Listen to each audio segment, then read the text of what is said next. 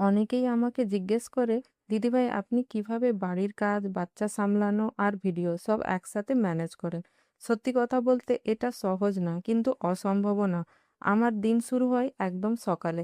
প্রথমে বাচ্চার যত্ন, তারপর বাড়ির কাজ, রান্না গোছানো সব করি। এই সময়টাই আমি ভিডিও শ্যুট করি না, কারণ তখন পুরো ফোকাস থাকে ফ্যামিলির ওপর। কিন্তু আমি আগে থেকেই প্ল্যান করে রাখি আজকে কি ভিডিও বানাবো, কি টপিক হবে। মাঝে মাঝে কাজ করতে করতে মাথায় আইডিয়া আসলে আমি মোবাইলে নোট করে রাখি।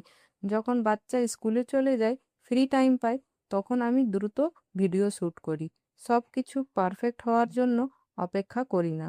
Simple set up, natural light আর মোবাইল, এই দিয়েই কাজ শুরু করি। আমাদের মতো মেয়েদের জন্য পারফেক্ট টাইম বলে কিছু নেই। আমাদেরকেই নিজের টাইম বানাতে হয়।